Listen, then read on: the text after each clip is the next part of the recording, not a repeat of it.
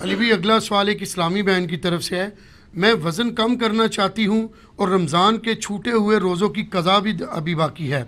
عام صورتحال میں ڈائٹنگ کرنا تو بہت مشکل ہوتا ہے، البتہ روزے رکھنے سے صبر آ جاتا ہے. اگر میں ڈائٹنگ کی نیت سے قضا روزے رکھوں تو کیا مجھے روزوں کا ثواب ملے گا، جبکہ میرا ارادہ قضا کا بھی ہے؟ سبحان اللہ.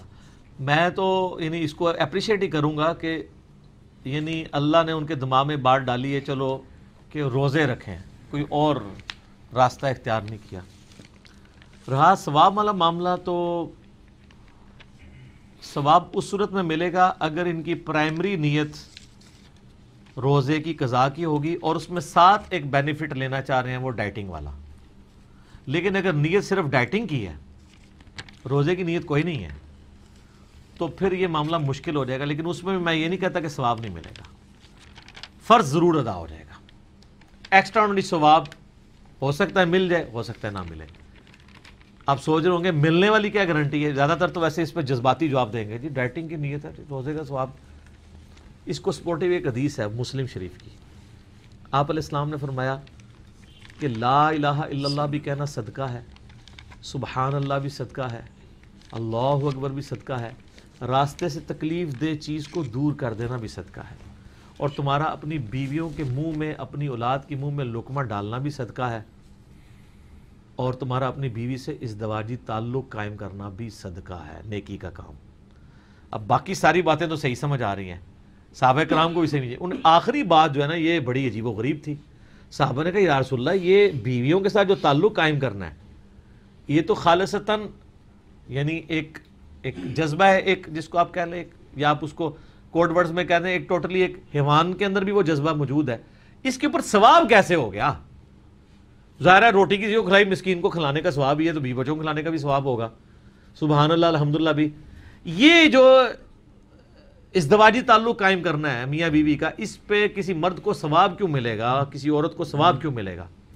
تو آپ علیہ السلام فرمایا مجھے یہ بتاؤ اگر وہ شخص اپنی اس ضرورت کو کسی ایسی عورت سے پوری کرتا جو اس کے لیے حلال نہیں تھی تو کیا اسے گناہ ہوتا؟ صحابہ نے کہا یا رسول اللہ ہوتا. تو آپ نے فرمایا اب چونکہ اس نے ضرورت وہاں سے پوری کی ہے جہاں سے اللہ نے اس کو اجازت دی تھی، تو صرف اجازت والے معاملے میں اگرچہ وہ ضرورت تو اب نہیں پوری کر رہا ہے، لیکن چونکہ اللہ کے دائرے کے اندر کر رہا ہے اللہ اس کو ثواب بھی دے گا. اس حدیث کے تحت میں سمجھتا ہوں کہ اگر کوئی ڈائٹنگ کے لیے بھی روزے رکھتا ہے، چونکہ وہ راستہ روزوں کا اختیار کر رہا ہے، تو روزے کا ثواب بھی مل جائے گا، ڈائٹنگ بھی ہو جائے گی. ویسے یہ بات صحیح ہے، روزے کی برکت آپ دیکھیں، روزے میں کیسا صبر آتا ہے. اور یہ صبر زیادہ تر ہوتا بھی رمضان کے روزوں میں، کیونکہ سب نے روزہ رکھا ہوتا ہے جہاں آپ ماحول میں رہ رہے ہیں. جو باہر کے ملک کے لوگ ہیں وہاں پہ اس طرح کا صبر نہیں ہوتا، لیکن وہاں پہ زیادہ تر یورپ میں جو لوگ رہ رہے ہیں وہاں تو گرمی بھی اتنی نہیں ہے. امریکہ کے لوگوں کے لیے مشکل ہوتی ہے، وہاں تو چاروں موسم ہوتے ہیں. آسٹریلیا کے لوگوں کے لیے مشکل کھڑی ہو جاتی ہے. تو یہ ایک اللہ نے روزے کے اندر صبر رکھا ہے، اور نبی الاسلام بھی ایسے کر لیتے تھے. بخاری مسلم دونوں میں حدیث ہے، امہات المومنین کہتی ہیں کہ نبی الاسلام ہمارے پاس تشریف لاتے نا اشراق کی نماز کے بعد، تو پوچھتے کچھ کھانے کو ہے؟ اگر ہم کہتی ہے تو آپ کہتے لاؤ پیش کرو، اور اگر ہم کہتے آج کچھ بھی نہیں کھانے کا تو آپ فرماتے ٹھیک ہے آج میرا روزہ ہے. صبح سے کچھ نہیں کھایا ہوتا تھا نا، تو نفلی روزہ آپ اس طریقے سے رکھ سکتے ہیں. اور کئی بار آپ روزہ رکھتے اور تھوڑی دیر بعد کوئی امتی آپ کا کوئی ساتھی کو گفٹ بھیج دیتا، تو بیوی کہتی کہ یا رسول اللہ کچھ کھانے کے لیے آ گیا، تو آپ فرماتے ہیں ہم افطار کر لیتے ہیں. سر یہ ہوتی ہے زندگی. 10-10 کروڑ کی گاڑیوں میں بیٹھ کے بزنس کلاس کے اندر ایئر ٹریول کر کے 30-30 40-40 کروڑ کی کوٹھیوں میں بیٹھ کے، ٹھیک ہے جی، مہنگی مہنگی گاڑیوں میں بیٹھ کے زہد و ورا کی باتیں کرنا بڑا آسان ہے. پریکٹیکلی نبی الاسلام کی سیرت کو اپنانا بڑا مشکل ہے، بہت مشکل کام ہے. تو آپ علیہ السلام یعنی اس طریقے سے کر لیتے تھے، تو ظاہر ہے وہ ثواب ملتا ہے، اس میں کوئی ایسا ایشو نہیں ہے. اگر آپ نے صبح سے کچھ کھایا پیا نہیں ہوا تو آپ روزے کی نیت اس وقت بھی کر سکتے ہیں. اور نفلی روزہ اگر رکھنے کے بعد آپ توڑتے ہیں تو اس کی قضا بھی نہیں ہے. حنفیوں نے بھی خام خواہ مسئلہ بنایا ہوا ہے.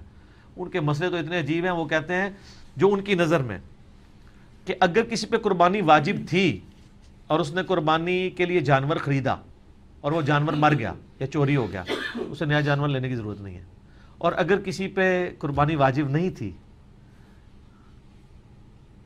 غریب تھا، اس نے پیسے جوڑ کے جانور لیا اور اس کا جانور چوری ہو گیا یا مر گیا، اس پہ واجب ہے کہ نیا جانور خریدے۔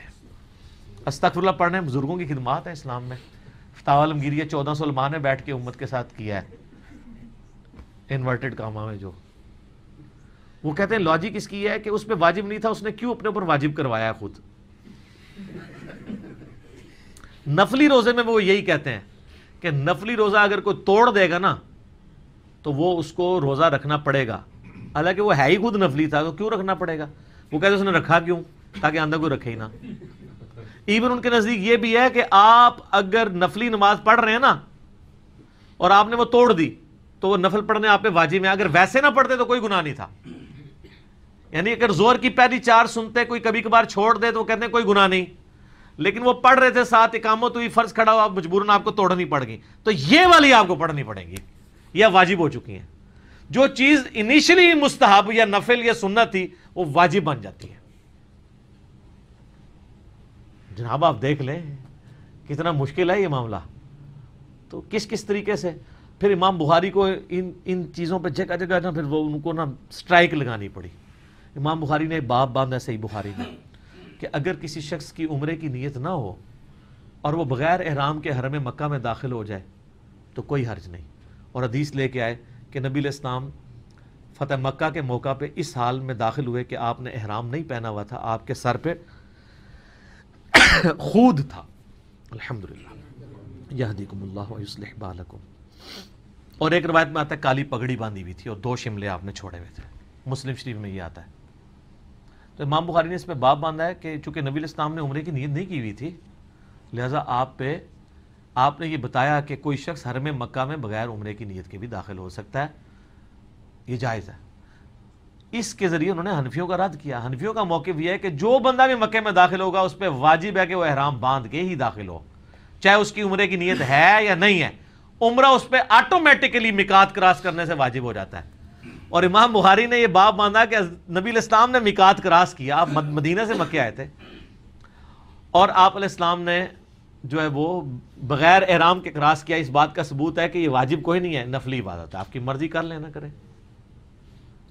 اس طریقے سے نا امام بخاری نے جگہ جگہ نا ان لوگوں کو سٹرائک کیا ہے، حدیثوں کے ذریعے، اپنے اقوال کے ذریعے نہیں، بتایا کہ یار یہ کتابوں کا دین ہے، یہ صحابہ کا دین ہے، اور یہ بابوں کا دین ہے، اس میں فرق کرو۔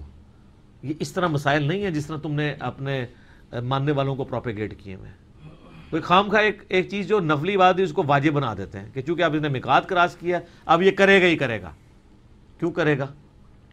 تو اس حساب سے تو جو، اور ان کے نزدیک پھر جو بندہ مکے سے مدینہ چلاتا ہے نا روڈ لائنر، اس پہ روزانہ عمرہ واجب ہے۔ اگر 2 دفعہ چلا رہے تو 2 عمرے کرے گا، اور نہیں کرے گا تو حرام کا مرتکب ہے اور دم دے گا۔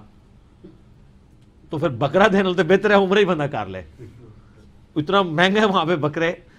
تو یہ دین کے اندر انہوں نے مشکلات داخل کی ہوئی ہیں، اور ظاہر ہے ہم یعنی بھگت رہے ہیں ان چیزوں کو۔ تو بات کہاں سے کہاں نکل گئی؟ اللہ تعالیٰ نے دین کے اندر آسانی رکھی ہوئی ہے، آپ اس آسانی کو یوٹیلائز کریں۔ روزے آپ ڈائٹنگ کی نیت سے بھی اگر رکھتے ہیں، لیکن چونکہ آپ نے نبی علیہ السلام کا پیٹرن اختیار کیا ہے تو آپ کا فرض ضرور ادا ہو جائے گا، لیکن اعلیٰ درجے کا ثواب اسی صورت میں ہے جب آپ اسپیسیفکلی اس کو ذہن میں رکھیں۔ اور اسلام نے بھی صحت کے لیے سارے معاملات کیے ہیں۔ خود بخاری مسلم حدیث ہے، آپ کو عبداللہ بن عمر بن عاص کی شکایت پہنچی کہ وہ پوری رات نماز پڑھتے ہیں، آپ نے بلا کے ڈانٹا، آپ نے فرمایا اندھا ہو جائے گا، تیری آنکھوں کا تجھ پہ حق ہے، تیری بیوی کا تجھ پہ حق ہے۔ اور عبداللہ میں نے سنا تم روزہ رکھتے ہو، روزانہ روزہ رکھنے والا تو گویا ایسا ہے کہ اس نے روزہ رکھا ہی نہیں۔ تم نے بہت روزے رکھنے ہیں نا تو مہینے میں 3 روزے رکھ لیا کرو، گویا تم نے پورے سال کے روزے رکھے، پوری زندگی کے روزے رکھے۔ کہ یا رسول اللہ میرے میں اس سے زیادہ طاقت ہے۔ پھر آپ نے اچھا 1 دن روزہ رکھا کرو، 1 دن چھوڑ دیا کرو، داؤدی روزے ہیں، بس اس سے زیادہ اجازت نہیں ہے۔ کہ یا رسول اللہ میرے پاس اس میں بھی زیادہ طاقت ہے۔ اب فرمایا بس روزانہ روزہ رکھنے والا روزہ نہ رکھنے والے کی طرح ہے۔ جب وہ بوڑھے ہو گئے نا، بخاری مسلم الفاظ ہیں، وہ کہتے تھے کاش میں نے حضور کی رخصت سے فائدہ اٹھا لیا ہوتا، وہ 3 روزے جو ہے نا مہینے میں وہ ٹھیک ہے، کیونکہ میں بوڑھا ہو چکا ہوں، میرے میں طاقت نہیں رہی ہے۔ سر ہم آپ کو اس سے بھی آسان بتاتے ہیں. صحیح مسلم میں حدیث ہے جو رمضان کے روزے رکھے اس کے بعد 6 روزے شوال کے رکھ لے اسے پوری زندگی کے روزوں کا ثواب ملے گا اگر ہر سال وہ کرتا رہے. تو مہینے کے 3 روزے بھی بہت بڑا ہے, وہ بھی سال کے 36 بنتے ہیں. یہ 6 رکھ لیں اور آپ پورے مہینے میں کسی بھی وقت کا کوئی بعض کہتے ہیں ایک فوراً بعد رکھ لیں, باقی بات جب مرضی رکھیں آپ کو ثواب مل جائے گا. یہ اسلام ہے, بابوں کا دین نہیں کتابوں کا. آپ دیکھیں ہمارے لوگ سفر میں روزہ رکھتے ہیں نا کتنا فخریہ بتاتے ہیں. اور بخاری مسلم میں حدیث ہے آپ علیہ السلام نے دیکھا ایک شخص حج کے سفر کے لیے نکلا, اس نے روزہ رکھا ہوا ہے, اس کے سر پہ لوگوں نے سائبان کیا ہوا ہے. آپ فرمایا اسے کیا ہوا ہے کہ اس نے روزہ رکھا ہوا ہے. آپ فرمایا سفر میں روزہ رکھنا کوئی نیکی کا کام نہیں ہے. ایک روزہ رکھ کے انہیں مصیبت پائی سے بندے, ایک نے روزہ رکھا ہوا ہے, روزے کی مصیبت زیادہ لوگ جھیل رہے ہیں جو اس کے سر پہ کی. یہاں پہ بھی آپ پیر و فقیروں کو ذرا دیکھیں کتنی مصیبت بنی ہوتی ہے.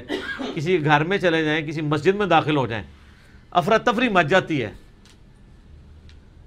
کوئی لا کے جناب سامنے وہ جو ہے وہ پنکھا رکھ دیتا ہے, کوئی ایئر کولر لا کے رکھ دیتا ہے. اب تو خیر یہ پرانے زمانے ہو گئے ہیں, اب تو بزرگوں کے اٹھا کے جا کے اسی کے سامنے رکھ دیتے ہیں وہ. اور پھر جو ماشاءاللہ وہ خوراک کھاتے ہیں, اگر میں آپ کو بتاؤں نا, وہ کہتے ہیں نہیں یہ بزرگ پرہیزی کھانا کھاتے ہیں, بس صرف چھوٹا گوشت. ہاں یہ ایسے بزرگ بھی ہیں جن کو ڈاکٹروں نے منع کیا ہوا ہے کہ آپ نے کچھ نہیں کھانا, چھوٹا گوشت بنا ہوا, وہ بھی روٹی کے بغیر. وہ ایک بندہ بتا رہا تھا ان بزرگوں کی دعوت کرنی پڑے تو 1 سے 1.5 لاکھ روپے چاہیے ہوتا ہے. میں نے کہا یار 1 سے 1.5 لاکھ روپے کیسے ہو سکتا ہے. وہ کہتے ہیں ان کے ساتھ باڈی گارڈ بھی ہوتے ہیں ان کے, 2-2.5 کلو تو وہ ایوریج چھوٹا گوشت کھا جاتے ہیں. تو سر چھوٹا گوشت آپ دیکھ لیں کتنا ہے, اور پھر وہ بھنا ہوا بھی ہو, پھر 3-4 مریدین بھی ہوں, اور ساتھ روٹیاں بھی نہ کلونجی والے نان کھائیں گے, اس سے کم کھائیں گے نہیں, ادروائز وہ خالی کھائیں گے. تو یہ بزرگ بہت مہنگے پڑتے ہیں. یہ دنیا میں بھی آپ کو مہنگے پڑ رہے ہیں, ابھی جو آخرت میں انہوں نے مہنگا پڑنا ہے نا, تو انہوں اتنے جا کے میری ویڈیو یاد آنی نے. تسی کہنا کاش وقالوا لو كنا نسمع ونعقل ما كنا في اصحاب السعير, سورۃ الملک میں آتا ہے, کاش ہم نے عقل استعمال کی ہوتی, بات سن لی ہوتی تو بات سمجھ آ جاتی. تو اللہ تعالیٰ فرمائے گا فاعترفوا بذنبهم, انہوں نے اپنے اصلی جرم کا اعتراف کر دیا. فسحقا لاصحاب السعیر, لیکن فائدہ کوئی نہیں, پھٹکار ہے ان کے اوپر, اب کچھ نہیں ہو سکتا. ٹھیک ہو گیا.